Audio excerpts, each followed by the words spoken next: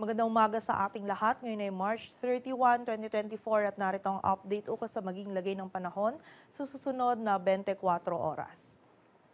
Patuloy pa rin umiiral ang easterlies o yung mainit na hangin mula sa dagat Pasipiko dito sa bahagi ng Southern Luzon, Visayas at Mindanao, kung saan ngayong araw ay makakaranas nga tayo ng bahagyang maulap hanggang sa maulap na kalangitan.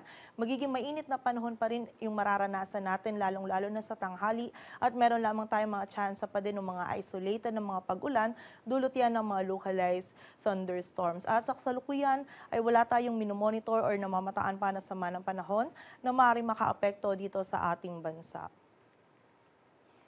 At para nga sa maging lagay ng panahon ngayong araw ng linggo, ang buong bahagi ng Luzon kasama na dyan ng Metro Manila ay makakaranas pa rin ng bahagyang maulap hanggang sa maulap na kalangitan.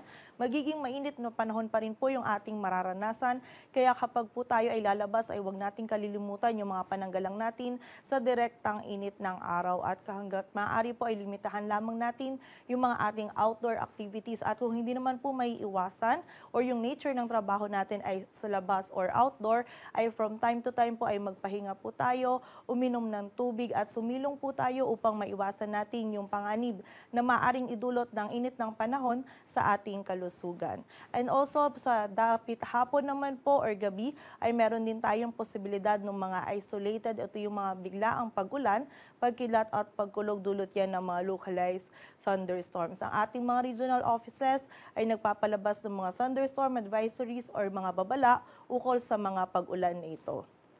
Agwat ng temperatura dito sa Metro Manila ay mula 24 to 34 degrees Celsius.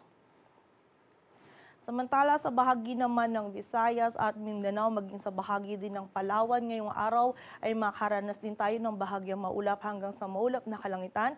Meron pa rin po tayo mga posibilidad ng mga isolated ng mga pag-ulan, lalong-lalo na dito sa may area ng Eastern Visayas, dulot po yan ng easterlies at ng mga localized thunderstorms. And during severe thunderstorms, itong mga pag-ulan po na ito ay posible pa rin maging katamtaman hanggang sa mga malalakas na pag-ulan na maaaring magdulot ng pagbaha at pagguho ng lupa. So pag-ingat pa rin po para sa ating mga kababayan. Agwat ng temperatura sa Cebu ay mula 26 to 31 degrees Celsius at sa Davao naman ay 24 to 34 degrees Celsius. At para naman sa lagay ng dagat baybayin ng ating bansa, wala tayong nakataas na gale warning, kaya malayang makakapalaot yung mga kababayan nating mga isda, pati na rin yung may mga maliliit na sasakyang pandagat. At para naman sa 3-day outlook ng mga key cities ng ating bansa, in the next 3 days, bukas yan ng Lunes hanggang sa Miyerkules, ang malaking bahagi po ng Luzon kasama na dyan ng Metro Manila, Baguio City at Legazpi City ay patuloy pa ding makakaranas ng bahagyang maulap hanggang sa maulap na kalangitan. Mainit na panahon pa rin yung ating mararanasan, kaya wag pa rin po natin kalilimutan yung mga pananggalang natin sa direktang init ng araw, and also meron pa rin po tayong posibilidad ng mga isolated ng mga pag-ulan, dulot yan ng mga localized thunderstorms. Agwat ng temperatura sa Metro Manila ay mula 24 to 34 degrees Celsius. Sa Baguio City ay 16 to 27. Sa Legazpi City naman ay 24 to 33 degrees Celsius. Samantala sa bahagi naman ng Visayas, partikular na din yan sa Metro Cebu, Iloilo City at Tacloban City in the next 3 days ay generally fair weather condition pa rin po yung ating mararanasan, ngunit meron pa rin tayong posibilidad ng mga isolated ng mga pag-ulan. Ito yung mga biglaan at mga panandali ang pag-ulan, pagkidlat at pagkulog, dulot yan ng mga localized thunderstorms. Agwat ang temperatura sa Metro Cebu ay mula 25 to 32 degrees Celsius, sa Iloilo City ay 26 to 33, at sa Tacloban City naman ay 24 to 32 degrees Celsius.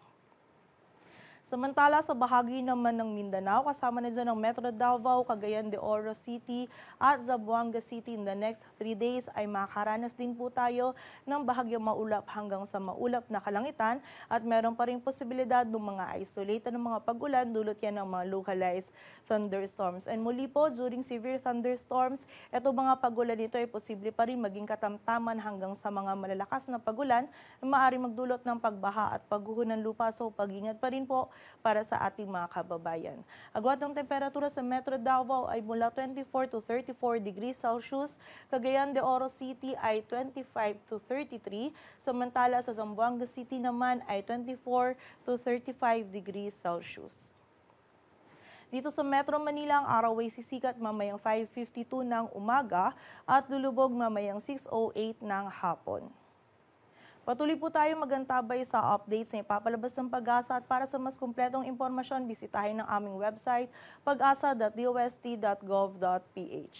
At yan po muna ang latest dito sa Weather Forecasting Center ng Pag-asa. Grace Castañeda, magandang umaga po.